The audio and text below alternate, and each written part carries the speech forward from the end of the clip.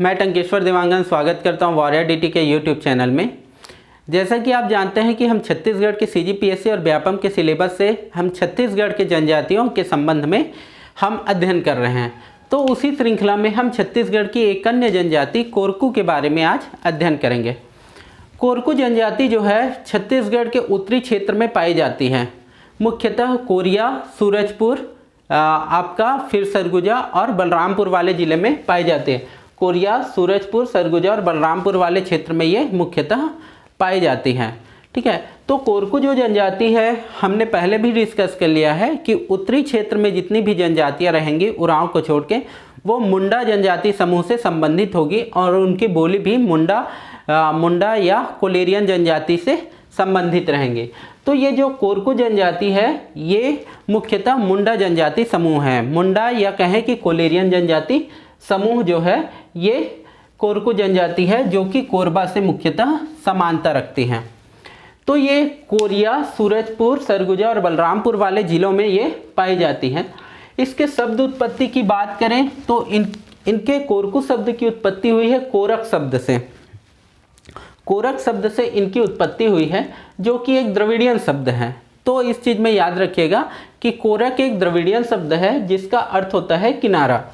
चूँकि ये जो जनजाति है ये आपके नर्मदा और ताप्ती नदियों के किनारे बसी हुई है, इसी कारण इसे कोरकू जनजाति कहते हैं। और इनका मुख्यतः निवास सतपुड़ा पर्वत श्रेणियों में बिखरा हुआ है। ये सतपुड़ा पर्वत श्रेणी में वितरित है।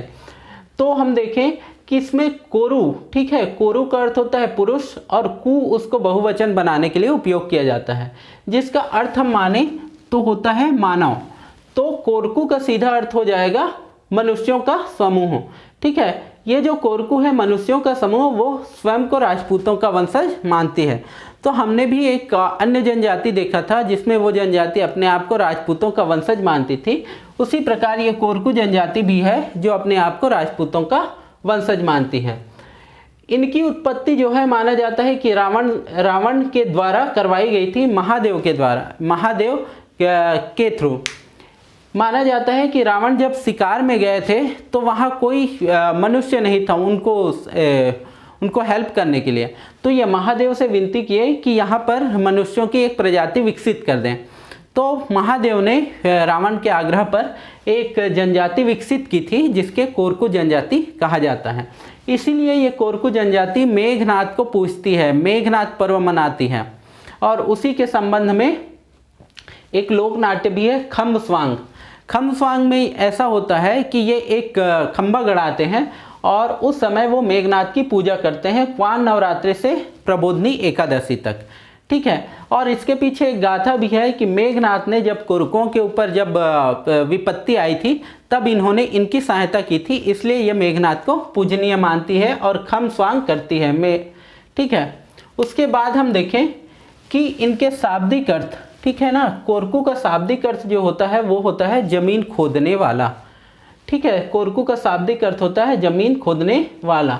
जैसा मैंने बताया ये मुंडा या कोलेरियन उपशाखा, मुंडा या कोलेरियन जनजाति की उपशाखा है और कोरबा से समानता रखती है। इनको कोरकू को अरंधा भी कहते हैं, इसको भी याद रखना ये पॉइंट, कोरकू को अरंधा भी कहते हैं। इनके गांव की बसाहट के संबंध में एक महत्वपूर्ण फैक्ट है कि ये अपने गांव को बहुत ही सुंदर बनाते हैं और सुंदर स्थान पर गांव के चारों ओर बांस की बाड़ लगा देते हैं, जिसके कारण इनका गांव जो होता है वो बहुत ही सुंदर लगता है। अब ये वर्ग और कुछ फैक्ट हम बाद में देखेंगे।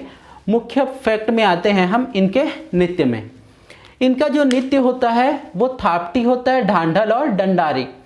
थापटी जो है बैसाख मास में ये नृत्य करते हैं, ढांढल ये आषाढ़ मास में, ये जेठ और आषाढ़ में करते हैं, डंडारी जो है होली के अवसर पर करते हैं, और परघौनी जो बैगा जनजाति है वो भी परघौनी करती है विवाह के अवसर पर। जब बारात आगमन होता है तो उनको परघाने के लिए परघौनी नृत्य करती है, बैगा के साथ साथ कोरकू जनजाति। इनके लोक नाट्य के संबंध में मैंने बताया कि खम्बस्वांग ये लोक नाट्य है इनका, क्वान नवरात्रि से प्रबोधनी एकादशी तक करती है।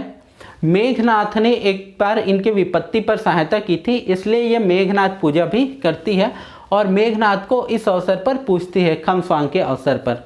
इनके गांव में साल में एक बार मेघनाथ पूजा का आयोजन होता है, जिसे ये खम स्वांग गड़ा के ये करते हैं। हम जब लोक नाट्य पढ़ेंगे तब इसको हम डिटेल से देखेंगे।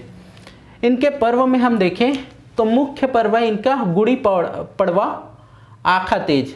गुड़ी पड़वा, आखा तीज, बिद्री, नाग पंचमी, नवाखानी। ठीक है, गुड़ी पड़वा, आखा तीज, बिद्री, नाग पंचमी, नवाखानी। दशहरा, दिवाली और होली जो हम सब मनाते हैं, उसी प्रकार ये मेघनाथ पर्व मनाते हैं, जो कि गोंड जनजाति भी इसको मनाती है। इनके देवी देवता में मुख्यतः है सिंगरी देव। सिंगरी देव इनके मुख्य देवता है। फिर डोंगर देव, भटवा देव, मड़वा देव। देखो भटवा देव, मड़वा देव ऐसे ही याद हो जाएगा।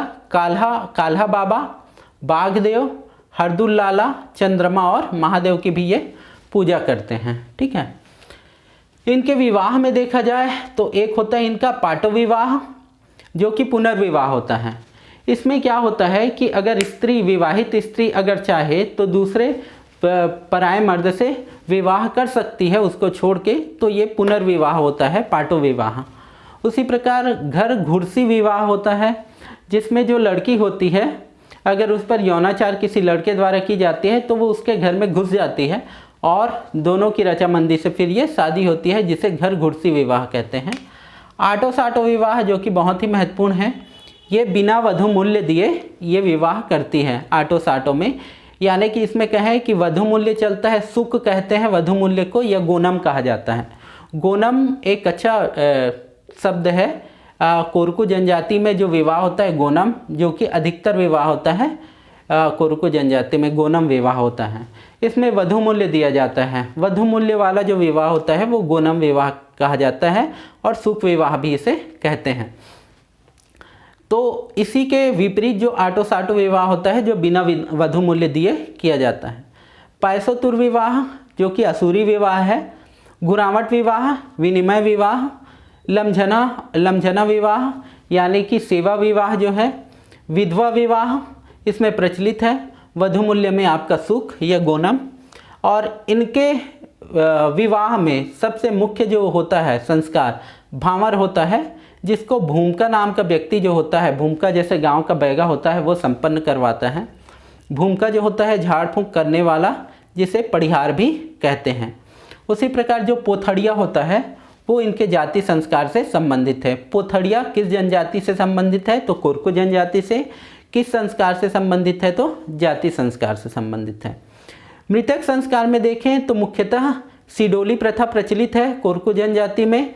इसमें शव को दफनाया जाता है और मृतक की स्मृति में लकड़ी का एक स्तंभ गाड़ते हैं, जो कि सिडोली प्रथा होती है।